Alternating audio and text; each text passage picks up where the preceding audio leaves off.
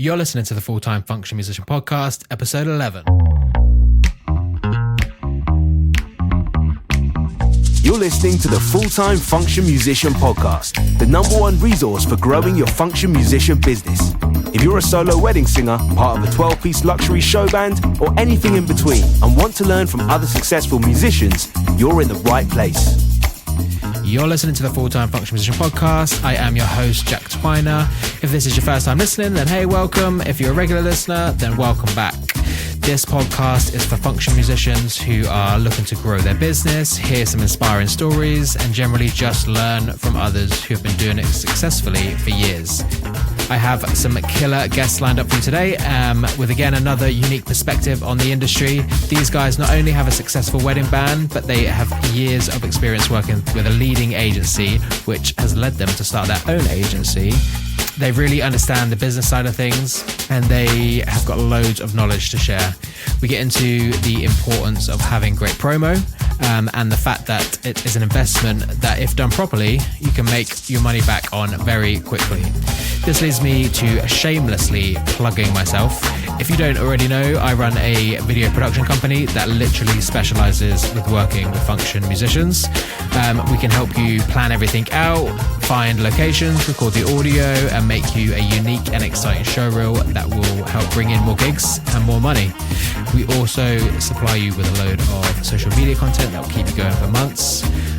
We have different packages available to suit different needs and budgets. So if you'd like to see some of our work, you can check that out on my website, which is www.infocusrecordingcompany.co.uk, or check out my Instagram, which is infocusrecordingco. That's a CO on the end there. I will put all these links in the episode description. But yeah, just give me a message if you want to chat about what I can do for you. Anyway, that's enough from me and the shameless plug-in. Here is my conversation with Matt and Joey of Dirtbag Entertainment. You're listening to the Full-Time Function Musician Podcast, and on today's episode, I'm chatting to Matt and Joey from Dirtbag Entertainment and their function band, The Hustle, two musicians who are leading the wedding band revolution.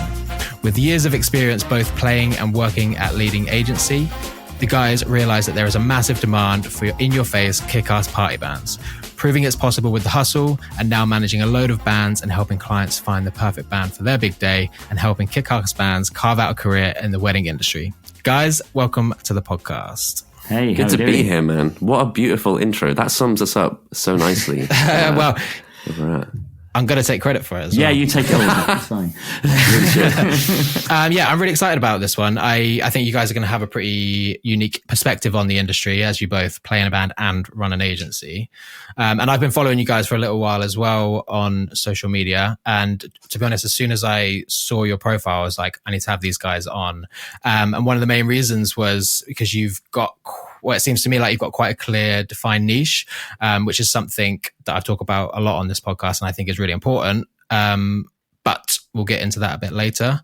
First of all, let's go back and find a bit about you guys and where you got started and the journey that I guess has led you together to start these two businesses. Who wants to go first? Cool, man. Joe, it's your turn to go first. Well, I guess you mentioned in your intro, you mentioned that we had experience at one of the leading agencies, and that is where Matt and I met each other back in the day. It only seems like yesterday, but it was a while ago now. We were both working at an entertainment agency. I was said marketing guy and Matt was sales guy. And we were just kind of slamming stuff back then, doing the thing, both having experience doing like different bands, different projects, that kind of thing, but never really connecting musically, just in kind of a work capacity. And it was C-word COVID. I don't want to talk about it. It's going to give all the musicians listening PTSD that I mention it, but it's a thing that happened. It's fine. Just pre-COVID, Matt and I made the decision that we would start The Hustle together and start rocking out and doing band stuff. Yeah. So yeah, that is kind of where things really started to kick off for us, and like a proper working relationship outside of the agency started to happen. We actually left the agency around that time as well, to kind of pursue different things. A lot of stuff was happening. The big C word played a part as well, in a lot of it. But yeah, it's been killer, I think, since then. But that's where it all started. Fate had a definite sort of, whether it was fate or just this is how things happen. But I think both of us had things happening, or, you know, I'd been playing in bands for a while doing the wedding circuit. I had left my regular band, or the regular band had ended, and I've been working in a few different agency type bands. Joey had been doing solo stuff for a while and was clearly getting fed up of doing solo stuff. He was wanting to do more stuff away from the company on his own, separate to music, but just doing more sort of marketing things. And I had a child on the way, and I couldn't see doing music and doing a day job working together. You know, it's like 7 days a week working, so it's like one or the other's got to go. So yeah, we had that conversation of, are we going to do this? We did it, and it worked pretty well, really quickly, despite the big pandemic. Just as we launched the band, yeah, we kind of talk about the C word being the best and worst thing that could have ever happened for us. Yeah, because we launched our first promo video. I mean, there was this day, I think it was in April 2020, a specific day, and obviously that whole scenario was just like a complete chaotic mess, and we all hate it. But there was a day in April where the death toll for people was the highest it had ever been, and there was like this big news bulletin of like, we've reached a new record of deaths in the UK. And it was the same day we decided to release our music video to the world. Like, by the way, guys, here's a wedding band. Anyone care about this? No, it's cool. So we were just like, oh no, what have we done? What have we done? But we decided to like commit to the idea and just keep on trucking. But it gave us time to breathe and figure out what the band actually was and do things properly. And it gave us time to figure stuff out and do things properly, because a lot of people launch a band and they're trying to get gigs straight away. They'll be juggling their day jobs and that kind of thing. Life was completely upside down during that time. So it gave us time to actually build the thing properly, organically, and do things the right way. So yeah, wasn't the worst thing. It also meant straight after COVID, there were a shitload of gigs that we got to do, got to play. You know, as a new band, it's rare that you have 2 or 3 years of weddings condensed into 1 year. You know, so we picked up loads of work. So our first gigging year as a band was intense, and it helps. You know, obviously gigs improve a band. You know, the more you do, the better you become as a band. So we did loads within the first year, and it just snowballed from there, which is good. Yeah, I suppose you had that kind of unique, I mean, like just the fact that you could set all this up without having to start playing and get everything prepared before you started is quite a unique like thing, I guess. So what were some of the things that you were planning in that time? Obviously you mentioned getting a video made and stuff. Well, yeah, I guess working at the agency gave us the insight into like what you need for a band. So we got a really good video, we got the audio done, we got things ready. We launched as a 3-piece. Very much we went down the route of, I think we discussed the fact that like sound limiters are an issue, so you don't want a band that's too loud and too raucous. So Joey was predominantly on acoustic guitar. You know, it was a bit more friendly. It was like very acoustic, friendly, but like pop rock, white shirts, kind of Mumford friendly, but not so Mumford, festival wedding vibe type thing. We were tapped because we were so in the know after working at the agency of like at that time what bands were selling well, and at that point it was that type of band. So we were just like, let's make it, let's do it properly, let's do the thing. It's crazy now talking about it, Matt, like how different the band was back then, because we are such a different band now in every single way. But yeah, we still have our finger on the pulse, so if we ever need to pivot, it sounds like a lot louder now, right? Just a little bit. Yeah, sort of skipping on, I guess we're skipping on questions and part of the story, but it's the fun bit, right? It's like we started noticing that speaking to clients and our gigs, there was definitely more of a slant towards pop punk, rowdy indie stuff. And I think maybe after a few months of gigging, Joey was like, I think I should get an electric guitar because he'd been doing it all on acoustic. It's like, I think we should start getting an electric guitar for the second half. And we did that whole sort of like Mumford for the first half, electric rock pop for the second half. And then it started getting, more and more rowdy, not just with the song choice, but just with our attitude to performing. A lot of people were asking for like interactive bands. And even I remember like Joey, that first gig we did, there were like some really interactive elements that weren't necessarily discussed beforehand. Yeah. But when either of them did things, we're just like, oh, people like this. And I'm talking as simple as wireless on your guitar and walking out onto the dance floor. Simple as that. And people are like, oh, wow, these guys are interactive. And then, so we started just And I think after every gig, myself and Joey would like debrief and talk about what we could improve and what was good all the time. And we still do it now. It's like, and it was always coming back to these moments in the set of making things interactive. And we can get away with being rowdier here. Joey, being a Green Day fan, was like, we could do more Green Day. We could do more Blink-182, and sort of ramp it up a little bit. And now it's predominantly why people book us, which is really good because we're rocking up and we get to live our dreams as rock stars. So obviously when you were working at the agency, you said you had you could see what people were booking and what people were interested in. How did you kind of keep on top of that when you weren't working at the agency anymore? And was it just that sort of natural flow of why people were booking you and what they were asking you to do that made you sort of transition? Yeah, I think it was the live gigging experience that we were having in that condensed period, like just after COVID, when they were coming thick and fast. And I think as well, we knew kind of when to start pivoting the band and adapting the band to what was really happening. And obviously bringing in the sax player was like a massive game changer for us. As Matt said, we started as a 3-piece and we had one rehearsal with a sax player and it was meant to be like, we'll try it as an add-on. And within like 20 seconds of hearing it, we're like, nope, we're a 4-piece now. That's just what it's going to be. It sounds that good. But yeah, I think there's probably two answers to your question. I think the first one is maybe like us just getting better the more we were gigging. So we were kind of having more attitude, more confidence and trying different things. But yeah, as we were testing like certain songs and seeing the age group of people that we were playing to, it was just that appetite of like the things they were wanting and also what we could do best. And as like singer of the band and being like a predominantly pop punk, like emo fan, it feeds into exactly like where I fit quite comfortably performing. So yeah, we kind of took a natural transition. Not to say that we're like completely like pop punk alt covers band. It's not that at all. But it's just like leaning towards that kind of early 2000s nostalgia of just fun, lively party stuff, which is good because I think at the moment when you look at wedding bands online, there's definitely, for me, maybe an oversaturation of the acoustic Mumford folk archetype of this is what a wedding band looks like. And I think that's starting to go down a little bit. And I think the resurgence of the early 2000s is starting to go up. So we want to get in there as early as possible. And if we have to pivot in a few years and something else is popular, we'll either do it ourselves or make a band that can do it. But we're going to keep our finger on the pulse.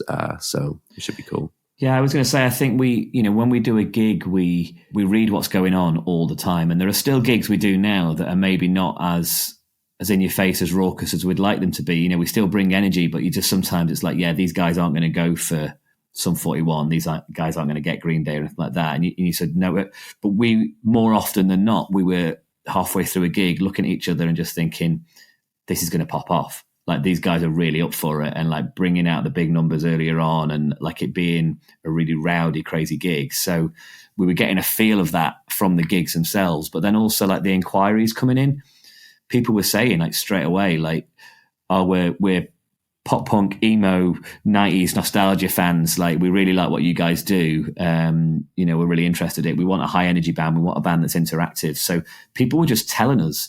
And I guess we've both always been aware to these sort of things. You pick up on the information and see what's going on. And so we quickly learned, it's like, yeah, people want more of this. So we doubled down on it. And and here we are. It's paid off. Nice. I guess this is maybe going back a little bit, but did you already know that you wanted to just like focus on weddings or was that just what was mainly around? How far are we going back? Because I think both of us... Well, just when you started this band, I guess. Yeah. It was. We'd been working at a wedding... primarily wedding focused entertainment agency.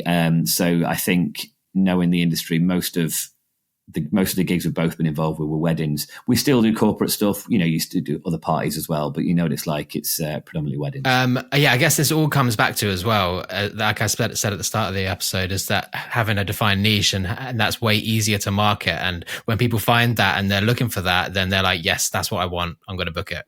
100%. Yeah, I think it takes some time to figure that out. I think for any musician listening, to expect yourself to just have your niche ready to go straight away is maybe like asking too much of yourself, because obviously we're an example of that, where we started as like a 3-piece Mumford type thing and now we're a 4-piece lively band with saxophone that has a defined niche. But that comes from like doing things over and over again and seeing what's working and seeing what isn't. But it's also kind of like marketing that in the right way as well, because like you said, it's easier to market once you have that defined niche.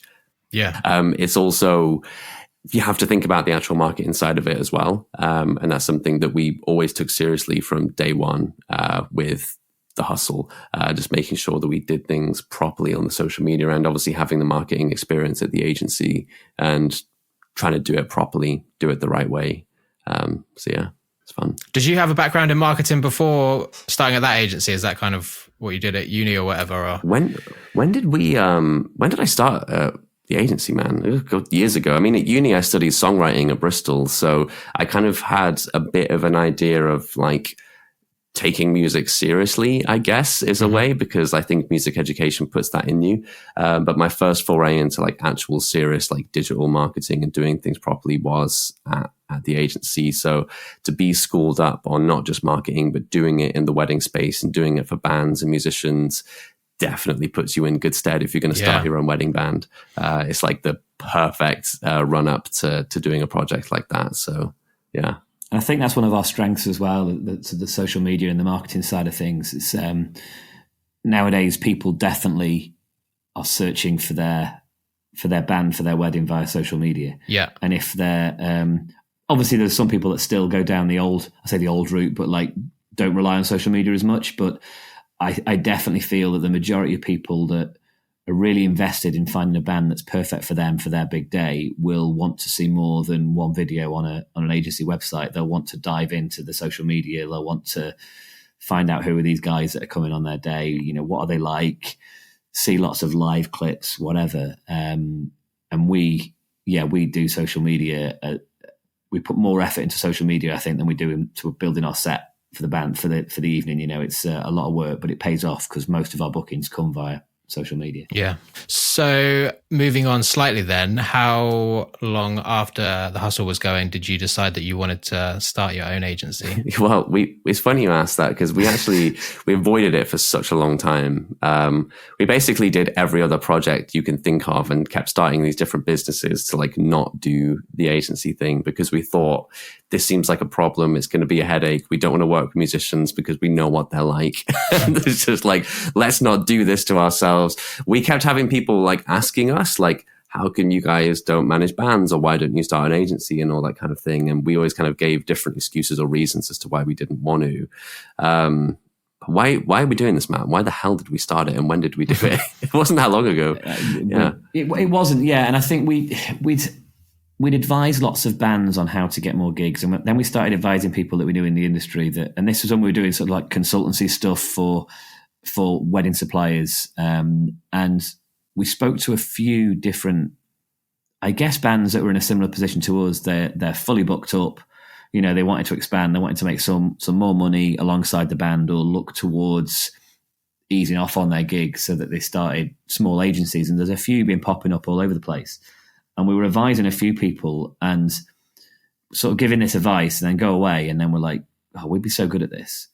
If we could just do this, it'd be brilliant. And I think there was one-to-one or call in particular we had, wasn't it? When there was someone who was trying to start their own wedding band agency and we were speaking to them and explaining them like how to do it, how to do ads, what social media content you could do, what you should do with SEO, how you should manage the bands and that kind of stuff. And it looked like it was like going in one ear and out the other. And the second the call finished, Matt and I were just like, it's probably time that we should just do this ourselves because we're clearly like ready to do it and like doing it properly. But again, like with the hustle, we wanted to do it the right way. But we launched it was December last year, December 2023. We tried to get in ahead of the January rush and get things going. So it's a very recent thing, to be honest with you. But since then, it's just been crazy. And we're just going to put the foot down on the pedal and just keep pushing it as far as it can go. So I guess we've already kind of talked about this a little bit, but did you already have like, again, with quite a defined idea of where you wanted to go with the agency before you started it? Yes and no. I remember. I think... What were our conversations like, man? Were we just like, let's do it? And then we started figuring out like... There was some things we knew we wanted, but then some things happened themselves. So I think the first thing we talked about was keeping it small to begin with and working on more of a one-to-one musician first focused like approach, because we could have very easily made a website, being like, book your wedding bands here, and just message every single person we know and signed up like 500 bands or whatever. And then we're like, okay, well, now what? We've got to get all these guys gigs. Most of them aren't exclusive. They'll just be like working with other things. The parts we enjoyed of building the hustle, we wanted to repeat that process for other bands and do it properly. So the bands we work with, we do it properly. We manage them. We build them up. We shoot their promo videos. It's like a thing that we have created, and it feels really good every time we go through that process. So it's a buzz for us. So that was an element of the agency that we definitely wanted to keep in place. But in terms of the branding and everything else, I don't know how that came about. So we also, going back to social media as well, but we knew that was like an asset that a lot of agencies fall behind with. And there are many reasons why, and I get why. It makes total sense. But we wanted to make sure that we were essentially trying to replicate what we'd done with the hustle for any bands that we work with. And we, as I've already said, we know that a lot of people are finding us via social media. So we're like, any bands that we work with, we need to make sure that their social media is on point and really, really good, because we know that people are going to go away and look at other things other than just a video or two on a profile on a website. So this kind of meant that we knew we were having to give the bands a lot more, I think, than they would get from other agencies. We wanted to be in constant communication with them. Like with every band on Dirtbag, we've got a WhatsApp group and we pretty much speak to them every day about things that are going on. And we knew we wanted to do that. So that again falls into place of we needed it to be small. We couldn't have 100 bands and keep in constant comms with them all. And it also meant that we needed bands to be happy to work with us exclusively. So, if we, for a couple of reasons, really, we were going to spend a load of money on their video. So we didn't want them getting that and then going elsewhere. But also the advice and sort of help we were going to give them on socials.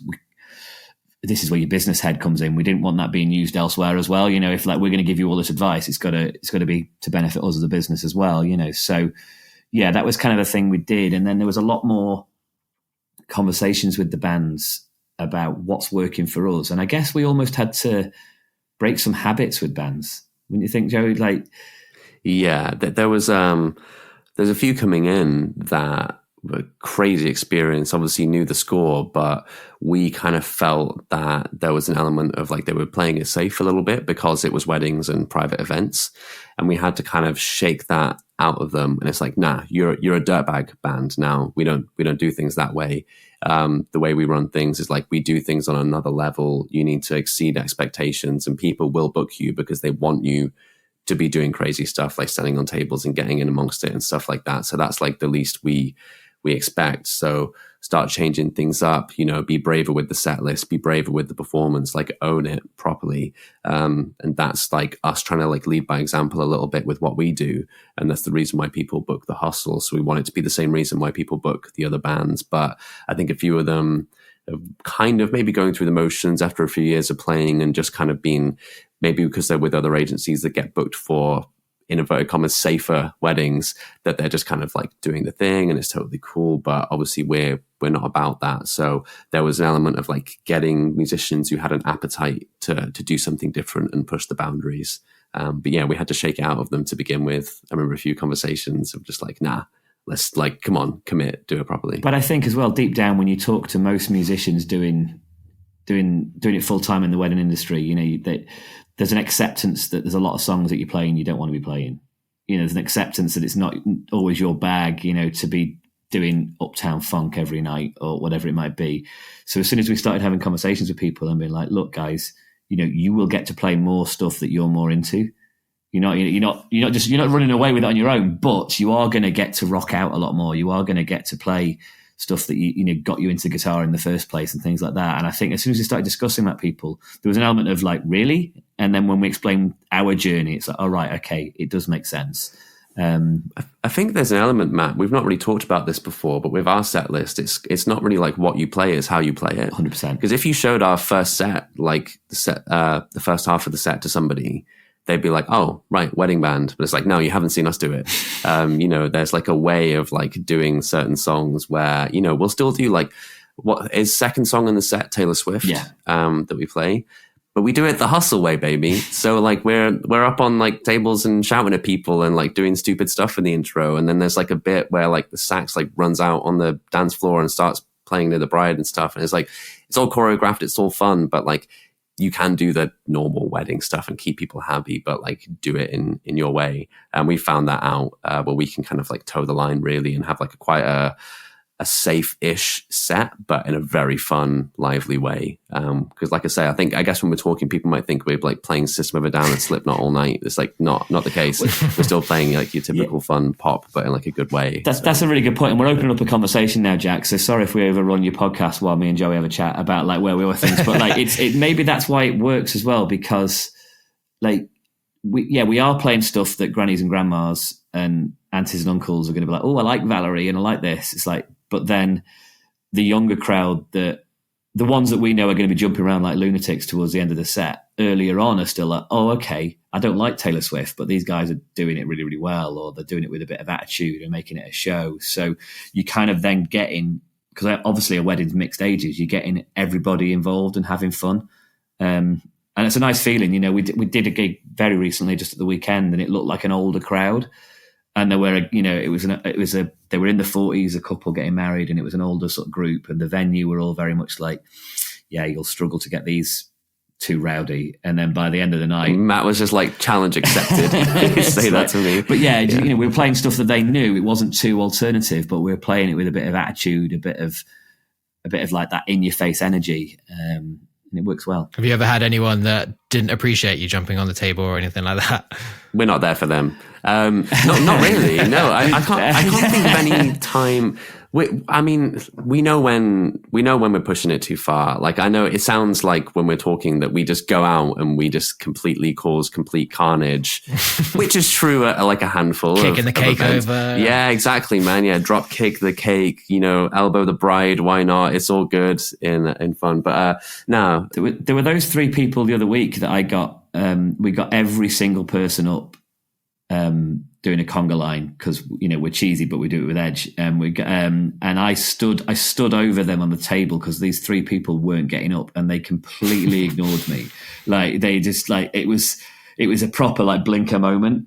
And I think as I stepped away, I did catch one of them across the back of the head with my guitar, and I'm sure he thought I did it on purpose, and it was a total accident. They didn't appreciate it, but then we played Blink-182 and Green Day, and they were up dancing. So they let us off. It's one of those. But again, that's that. Going back to what I said previously, that's the sort of thing. You get a lot of people that do like the more alternative stuff that'll be like, "Yeah, I'm not dancing. This is boring. This is no good." We'll get them in the end. Yeah, that's always our line after we finish the show. Is like, we got them in the end. We got them. So going back to the agency a bit, how do you find bands that you want to work with? Maybe I'm wrong with this, I don't know, but it doesn't seem like other agencies are as quite as involved as you guys. Obviously, that's something that you wanted to do from the start, but is that a regular thing, or is this something quite unique for you?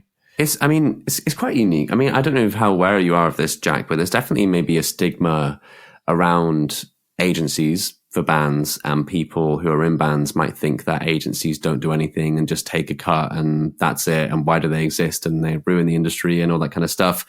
Been there, done that, worked at a big one, seen what people think. I know what people think, and I've had my own opinions on different agencies in the past. But again, that's why we do things differently, because I'd like to say we definitely earn our cut and then some, because of the amount of time, effort, energy and support we put in for the musicians is, I would like to think, way beyond any other agency in the UK at the moment with what they're doing. It's very much on a one-to-one, and we actually care about the people we work with. And then I guess to answer your question, we took them all on the piss after the agency had been live for 1 month. Yeah, actually, what are we doing, man? Maybe we're too nice. we're not good at business. We just burst all the money we made on a night out, and it's like, oh, whoops. But yeah, in terms of finding them, very mixed. It totally depends on which bands you have. Obviously, coming out of working at the agency previously and then doing the hustle for a while, when you just know people, it's a small world, man. Like, musicians in the UK, especially in the function circuit, people just know people. Everybody knows everybody. And we started putting the feelers out there to a few people that we trusted, that we kind of felt would be right. And then conversations just started happening. We definitely spoken to a lot more bands than what we have on the roster. We spent lots of time doing lots of different Zooms or meeting face to face or whatever, and seeing whether it was a right fit for both. And there was a lot of bands that we didn't take on, not because they weren't great. There's a lot of awesome musicians and bands that, could have been cool, but it wasn't right for us for a whole bunch of reasons, whether they didn't want to be exclusive or they had too much to lose with, moving ship. But there was some where it was like, the time is right, you're ready, and we want to invest in you. And we do put a lot of money and time into each band. So that's why the roster isn't massive, because we do it properly with each one. I can't think of an example of a specific band of like how we got to know them. I guess it is just knowing people, Matt, and like feelers, right? So well, I think as well, like musicians talk as well. So we spoke to one band that wasn't right for what we were doing, but we were having a conversation, and then the guy in that band had depped with another bunch of musicians and sort of said, "Oh, you should speak to these guys." And then we had a conversation with them, and it was just the timing for them was all perfect. They weren't listed with any other agencies. They were just getting going. They'd been musicians for a while, but had sort of started a new band, and it was like, that's perfect. So we'll get them going. There was another band that I'd known for a while who had gone quiet for ages, and then all of a sudden an ad popped up with a new video, and I'm like, oh, I need to reach out to these guys because they're perfect. And they, again, weren't listed with any agencies. They'd been involved in the agency that we were at before, but weren't with them anymore. So that fell into place. And then little things like, conversations with somebody, it's like, oh, I'll reach out to that band and just see where they're at. Like, we've got a really cool funk and soul band that, to be honest, we probably would have never approached because they're a funk and soul band. But then when you start speaking to people, it's like they've got a bit of like an edge and a bit of attitude, and are a bit different, and and they kind of suit the vibe in a different way. So yeah, all these little conversations with people. The short answer, Jack, is it's the most unstructured, not way of like actually. But it's also for a reason, because we did try that for a little bit, where we were like, let's like find some bands. We were reaching out and almost like pitching to them of like, hey, we're Matt and Joey from Dirtbag. We do this, and that. And we found it just fell flat. And the biggest success we've had is when bands already bought into who we were, and were approaching us and were keen to join. That made things so much easier. So there's almost an element of like, we don't really need to like try too hard to onboard loads of bands and start reaching out and doing the thing. There's like, if people buy into us and what we're doing, that's half the battle done, really.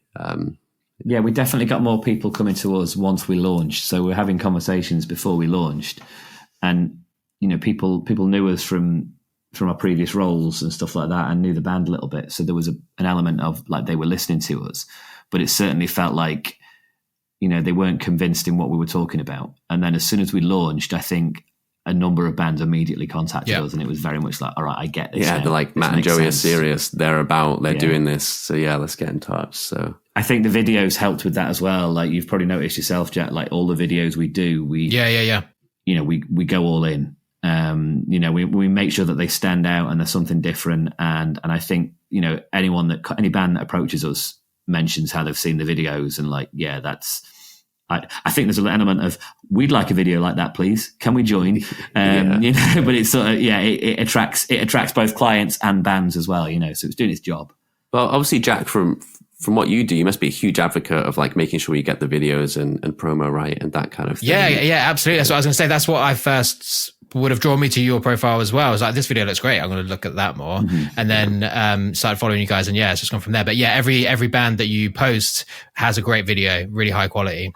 It makes such a big difference, man. It's like the thing. I mean, obviously, when we were working at the agency, I remember the days where acts would sign up, because I was working on the act sign up role, and we get like CDs in the post and stuff. And it's like, wow, that wasn't that long ago, man. Like that was happening. And now, obviously, you just need a killer video. Obviously, lots more than that, but you still need a killer video if you want to make it and do the thing properly. So, yeah. Well, that's it. Again, we talk about a lot of the bigger agencies where they are sort of like a band factory, and there's a lot of bands that are all the same, and you can tell there's less care into making their promo vids on all parts, like on everyone involved. It's kind of like, oh, we'll just get this barn, it looks good, we'll put some fairy lights up. Guys, can you all wear a white shirt and a couple of you put braces on, and we'll do these songs? And it's like, it just doesn't feel exciting. It's almost like when the video is shot, they're an alt of an alt of an alt of an alt to like get someone booked. So it's like, okay, these like 6 bands are busy. We just need another one. Let's just get some guys in and just do the thing, which is fine. And that is a model that works, and it clearly works because it makes them money. But that is like the complete antithesis to everything that we're trying to build here. Hopefully I don't shoot myself in the foot in like 4 or 5 years time when we're making like carbon copy bands for everything we've done. But we'd like to avoid that if possible. So yeah. But yeah, it's every element, and again, you'll know this, Jack. But every element of the video, so like, you know, the lighting, the venue, what the guys are wearing, the audio itself as well. We've always tried with like the medleys of tracks that we do to like raise eyebrows at every point, you know, and sort of each time it changes, people are like, oh, I wasn't expecting that, you know, and that sort of thing. But then the performance on the day, like I think all but one of the bands that we've worked with, like the performance has been a hard thing. You know, we know these guys can perform on stage. We know these guys can rock out, no problem at all. But getting them to like put on a show when there's just like me, Joey, and a guy with a camera like looking at them was really, really tough. The guy we used to shoot the videos, big shout out to Joel, is absolutely insane. He's really, really good at it. And then ourselves, you know, we'll be giving the guys tips as well, even like stood behind the camera, just like screaming and shouting at people just to like raise the energy levels, and it all pays off. Absolutely. That's again one of the things I noticed that, and I struggle with people's performances in some of my videos as well, and it is tough, as you said. So I think that's great that you guys do that. Do you guys get involved in the actual kind of putting together of the medley then as well, and like piecing? What's the word? We kind of produce the whole thing. Like, you know, we're involved from like, each band has its own like identity, I suppose. So we kind of make sure that we get like, we kind of know what band we're trying to create before we do the thing. So for example, let's talk about the New Ventures, who are a 4-piece kind of, well, before we took them on, they're just a 4-piece wedding band. Cool guys, cool party band. But we kind of sensed there was like an opportunity there for like a stadium rock, Foo Fighters-y, Killers vibe, just big, expansive, pulled out, just everything loud and proud and doing the thing and like dressing them the right way. So once we figured out that's what we wanted to do, everything kind of fell into place. Well, it's like, well, okay, well, we'll pick a venue that suits that. We'll make them wear the right things that suits that. We'll pick the songs that fit, but we'll also make sure they piece together properly. So yeah, we're across the board with the whole thing, but that's exactly what we love. And we love doing that process with the hustle, and being able to do that with some of the other bands has been so sick. And even with Subtract, doing the 3-piece kind of like pop rock, pop punk, throwback stuff, college rock. I don't know. We just knew what we were trying to make before we made it, and it fell into place. I think it helps with the bands as well, is the fact that, you know, a lot of the time, you know, it's like when you're in a band and like everyone's got an equal part in the band and everyone's got a say on things, and it's really hard to make a decision on what to do. And like, you know, if only half agree on things and stuff like that, we kind of, I guess, because when people want to start working with us, like they all collectively think it's a good thing. And so far, pretty much like when we say we're going to do this, like all the band are like, yeah, okay. Like we trust you guys, we'll do it. So it has made things a little bit easier rather than like too many voices trying to choose on a video and then it end up being subpar. It's like, you know, we've just directed the thing. We give the band input. Don't get me wrong. It's not like we're sort of telling them, but I think, you know, they trust us because we've done it. You know, which definitely I guess helps. that kind of segues nicely to what's the kind of dynamic between you guys with running both your band and this business. Do you have like kind of set roles? I think you mentioned it already, like you had a background in sales, Matt, and Joey, you were in marketing, so I guess that works quite nicely together. But do you kind of run it as one, or do you kind of just have your both defined bits? I think we're both involved in each other's business all day long, probably too much, you know. It's like, but this also came back. Yeah, it's very natural. I was going to say Jack, the whole relationship. This started at the agency, didn't it? When we worked, Joey, previously together, like I was doing sales, Joey was doing the marketing, but we were quite free to do our own sort of things, and we had different ideas, and we worked together, and we were regularly chatting about different ideas on how to do stuff. But it made sense for us to talk a lot, because obviously the whole in my head, I was like, I need to bring them in so Matt can knock them down, right? So like, we need to figure out how this is going to work between us. If like my job is to bring leads in, market the bands, bring inquiries in, and then Matt's job is to convert those into bookings. Like that was kind of the clear set role at Warble of how we work things. But it made sense for us to like be in constant comms and figuring out how that works, of like where the leads are coming from, quality of the leads, how we talk to them, all that kind of stuff, and like figuring out things, testing different things. And whilst things are like way more like in depth now with what we're doing because we're across everything, there's still that kind of like invisible separation, I guess, between us, where we kind of know that that's like where our bag is. But to be honest, it's so natural, we don't really need to discuss it ever, because we just across the things that we know we're good at, and our skill sets align quite nicely.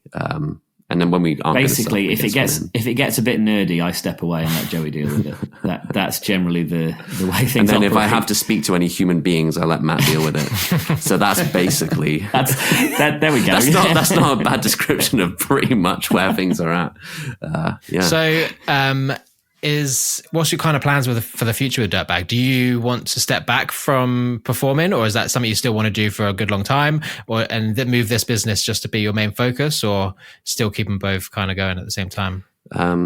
World domination, Jack, in every single asset, take over the moon.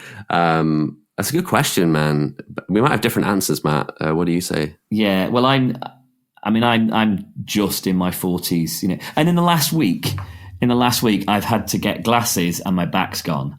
Like, it sort of all comes at the same time. So I definitely feel that my time doing the raucous gigs will come to an end at some point. Or at least have to calm down a little bit. Last year we did over 100 gigs. I think this year we're on like 60 odd already. It's hard work. Any musicians will know that it's tough, and there's got to be there's going to be an end eventually. So there is definitely an element of Dirtbag being able to sort of step in on that income and help with it.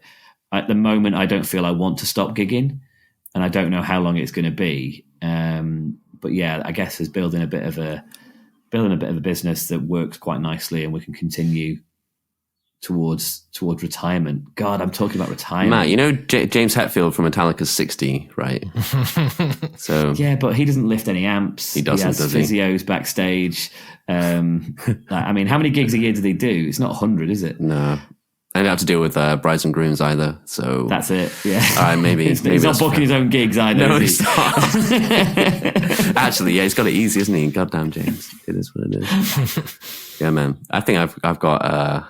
I'm not even reached my prime yet, so I've got some years left in me gigging. Who knows? I'm just enjoying everything that's happening right now. So whether it's a bad thing or not, I've not really thought too far ahead. I've kind of never been that much of a planner with that kind of stuff. So yeah, everything's just fun and good at the moment and feels good. So just like seeing where things are going. Cool. Yeah, it's probably important to say, 6 months ago, Dirtbag didn't exist. Yeah. And it wasn't, and we were categorically not going to do it. So asking us what we're going to do next ask us in 6 months, Jack. It might be very, very different. So I think we've already touched on this a little bit about how important having a great video is, but what else would you say bands need to get going? Okay, I guess I'll say something that people might not think about, but when you asked us about like choosing bands or getting bands on the roster and that kind of thing, the one thing we really looked for the most and thing that stood out is like how you are as a human being, and if you're like a nice, normal, actual good person. And I think if you want to make it in like being a function musician or doing weddings, you do like need to just be like a normal, cool person. Like, I know it sounds obvious and stupid, but there's so many people out there, especially musicians, that like maybe have too much of an ego or whatever it is. But yeah, just be nice. Just be a cool, nice person. It ain't that hard. And that is, I think, the number one biggest asset, because you can work on your songs, you can work on your visuals, you can do all the other stuff. You can be slamming it with your marketing. But if you ain't a nice human being, you're not going to get that far, in my humble opinion. I don't know. Yeah, we hear it a lot, don't we? So you go to venues and people are venues are often a bit negative, apprehensive about a band walking in, because they're used to a lot of people walking in with a bit of an ego and just like not really caring. And then when we go in and go above and beyond for everything, I think it's a nice surprise to them. So yeah, that's a good one actually, that I think we to be successful, yeah, be nice, go above and beyond. But I guess from a more sort of, no, that is tangible, but I'm more like, we mentioned social media a lot. Like, you've got to be on that.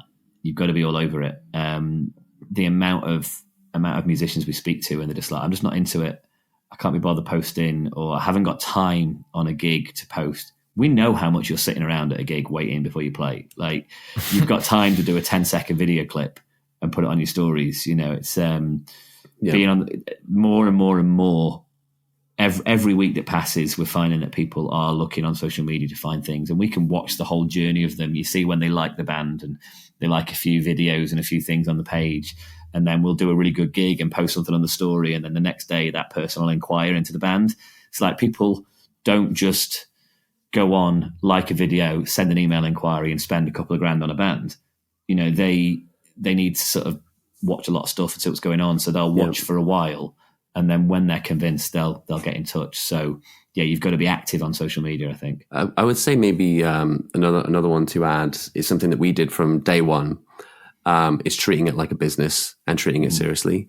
There are a lot of bands that we worked with or spoke to that were maybe stuck. I guess maybe there'll be people listening who are kind of stuck in the pub and bar circuit, but maybe want to kind of level up into doing kind of corporates or weddings and that kind of thing. But they didn't have their business head screwed on, or like weren't treating what they do like a business. But from the second that we launched, like up till now, we still treat it every day like a business, and we work a lot during the week outside of the gigs to make things happen.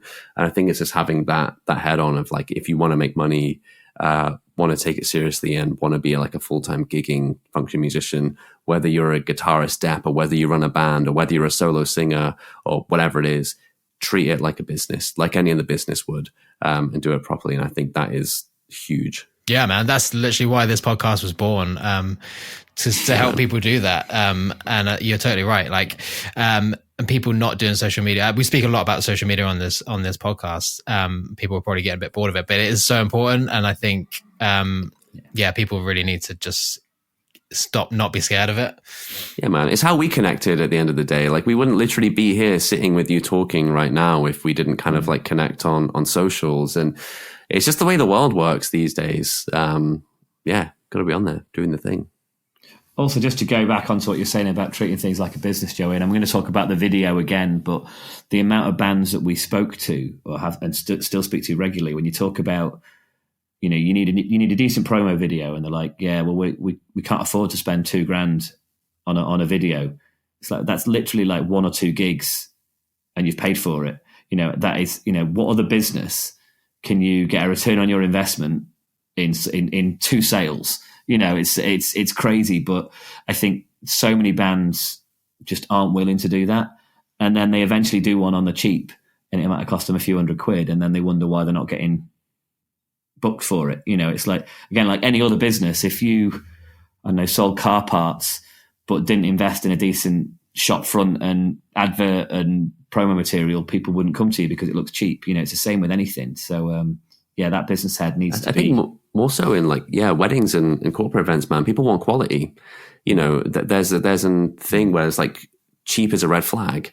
And if you're kind of like booking a band that looks cheap and is cheap and that kind of thing, for the biggest day of your life, do you really want that? Probably not. So, there's a quality aspect that we kind of were already aware of from like our days at the agency, of like the quality bands that have been invested in properly, that treat it like a business, that do things properly, are the ones that get booked. We kind of like take the same ethos with everything that we do going forward. Yeah. And it's not just having that great promo video as well. You could spend $2,000 on a video, and then people just let it like sort of sit there. They'll put it on YouTube, and then that's it. Like, you need to do something with it after as well. And that's where all the social media comes in and stuff like that.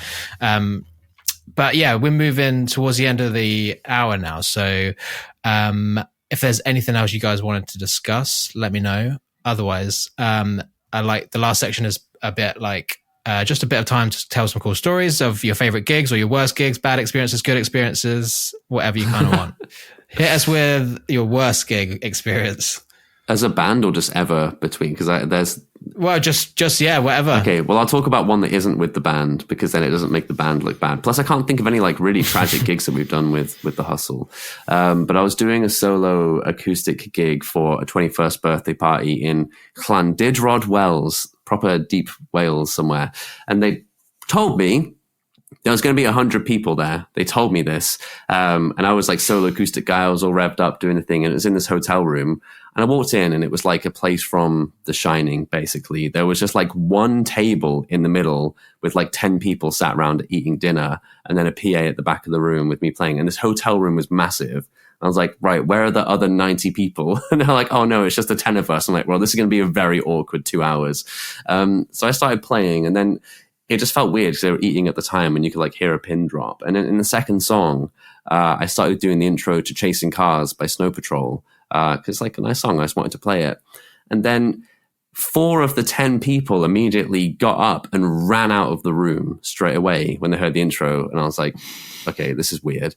And then I just proceeded to play the rest of the song, which is like 4 minutes long, with the other people just staring at me. And then near the end, the guy who booked me did the kind of like stop now signal.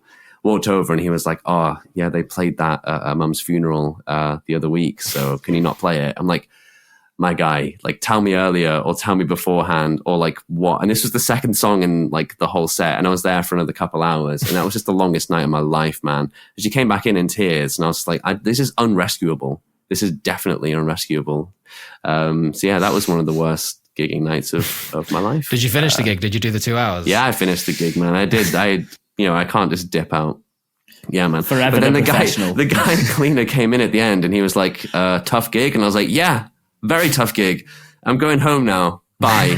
Never see you again. But yeah, I mean, that ties in as well to when Matt was talking about why I was getting fed up with some of the solo stuff as I was getting like here, there and everywhere and doing some weird gigs, man. Probably on my back as well because I was taking everything that came along. But yeah, it was draining. But now when we face weird situations, there's like a strength in numbers type situation because we're, a band of brothers is a bunch of us that can deal with anything. So, yeah. The whole time you were telling your story, Joe, I was trying to think of like my worst gig and I can't get one image out of my head. And it was going like an old band doing pubs. And I think every musician's been in this position. So it's quite a nice one to sort of say. It's like when you're loading in and setting up at a pub and there's like a couple having a meal literally in front of where you're setting up. It's that whole scenario and they're just sat down and about to tuck into a steak and then a band starts lugging in all their gear and sound checking 1 2 1 2. But it's this one particular, I mean, it's not even a funny story. It's just something I can't forget. And this particular couple didn't finish half their meal and just went to the bar, paid and left. I'm like, oh, well, that makes us feel good as musicians. Like, that's what we're going to, but hey, that's what you don't get when you're doing weddings anymore, which is quite good. Yeah, I guess it's nice getting to a stage now where you can kind of pick and choose the gigs you want to do and ones that like, yeah, actually, that's a good point. Do couples get in touch and you're like, yeah, I want to work with those people? And do you find couples you're like, do you know what? They don't really fit our vibe. We're going to say no to this one. I mean, more so, it's less so the couple and more so the event itself. When it would be two things, whether it would be like location and venue type situation. So, for example, if somebody got in touch and it was like a key date, but they were in like North Scotland and it was a venue with like a really harsh sound limit and all that kind of stuff, it's like we just don't need to put ourselves through going to do that kind of thing. So the luxury of being busy is that we can work a little bit more locally, but also we're finding the right couples are coming to us anyway. So it's like working out naturally. Yeah, it's I don't think we'd ever say like, oh no, we're not going to play for this couple because they seem a bit weird. Or they don't They'd seem have like to say something people. Really heinous for us to be like, we ain't going to play at your wedding. I think because we've been proven so wrong in the past as well. Like, because there's both extremes. There are couples that have like said the words to us like, oh, like our lot are mad up for a party. They're going to be dancing from the moment you arrive. Like it's going to be absolute chaos. And then you get there and it's really hard work to get them dancing, and it's really hard work to make things pop off. And then the flip side is like you speak to people and think, they're a bit weird. I can't see this being much of a fun party. And you get there and it's just off the chain brilliant, so, and everything in between. So I think, we don't really, I think naturally the way that I speak to people, like, they know a client will make the decision on whether we gel or not rather than ourselves. And I think whilst we do everything we can to cater for them, if they say an idea that we think is ridiculous, we'll tell them. so you don't get these sort of bridezillas that dictate every minute of everything. We tend to find a lot of our clients are very much like, you guys know best. Like, we'll go with what timings you say, and like, we'll let you choose a set list and stuff like that, because we've shown the knowledge and advice from the get-go. Does that make sense? Yeah. But I think part of what we pride ourselves in as well is, doing the job properly and creating that atmosphere and getting everyone up, regardless of whether they say it's going to be an amazing night or whether people are going to get up, or you might have a tough time because my grand's going to be there or that kind of thing. Ain't going to matter. You got the hustle, baby. We're going to be in there and we're going to make it happen and put on a show. So there's part of like that we're proud of. And I think maybe that's another tip for people listening, is that you can't expect every gig to just be handed to you on a plate and have an amazing crowd stood there in front of you, ready to go, that are going to hang on your every word from start to finish. You've got to work it. Every single gig, we've got to work hard, man, whether they're like up for it or not. There's like work involved in making that happen. We showed one of the guys from one of our bands on Dirtbag came to a gig recently, and it was one of those shows. It was like, we needed to work it, and he said, like, I got so much out of this. It wouldn't have been beneficial for him to come along and see us perform to like a gig that's on a plate, where everyone's just up for it from the get go. We had to work it, and I think he saw that.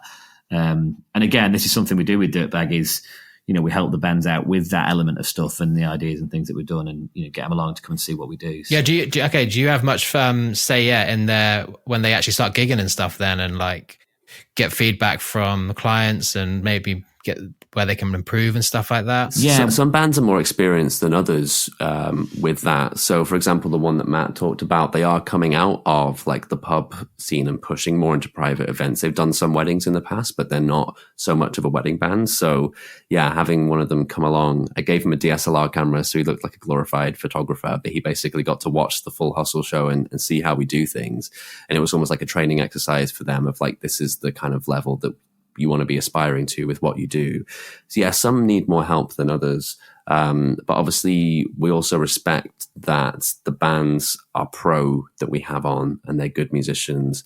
And that's sometimes where we might step back a little bit, because we know from how we worked ourselves, we had to gig a lot to figure out what worked and what didn't. And whilst we can advise on bits and things that would work well, we're happy for them to kind of like do what's comfortable for them and not be too hands-on in that aspect. Otherwise it gets a bit like not so fun for them. Yeah, there's definitely an element of us working out what each band needs help with, and giving that help for them, or at least offering the help. At the end of the day, any of these bands, if they don't want to take it, they don't want to take it, and we would never hold it against them at all, but you can see the ones that listen and work hard, and while some bands are really, really experienced gigging wise, and we wouldn't need to tell them a single thing about the gig because they're on it all the time. Their social media is shocking, and they've come from a different model to what we've got, where gigs have just been handed on a plate. You don't need to do any work on social media. It's fine. So we're having to help them with the social media side of things. And then other bands, it's the other way around, or some just a bit more sort of like little bits of tips on across the board and stuff like that, and then there's some that we just don't need to tell them anything. It's great. They just smash it, so everyone's got a different need. I feel like that's a good segue again into whether if people want to sign up with Dirtbag, are you open for that at the minute? How would they do that? We're always open. I mean, we're not actively searching at the moment, but we're always open, if that makes sense. So if anyone gets in touch, the best way is via Facebook or Instagram. It's always about Facebook or Instagram, isn't it? So it's at Dirtbag Entertainment. Just slide in the DMs, have a chat. We're always open to talking with people. So we don't have to do things like super formally. Obviously, other agencies might have like the super duper sign up form where you've got to like send a lock of your hair and like a vial of your blood to the offices and hopefully you'll get signed up. It's like, nah, like we'll chat, send over your stuff or like what you're looking to do. And if we can help out, we will. If not, we'll point you in the right direction of someone who can or whatever. So yeah, just slide in the DMs. It's so cool. Yeah, that's a good point actually, Joey, as well. It's like any communication, whether you are a client or a band, if you're speaking to Dirtbag, you're speaking to me or Joey.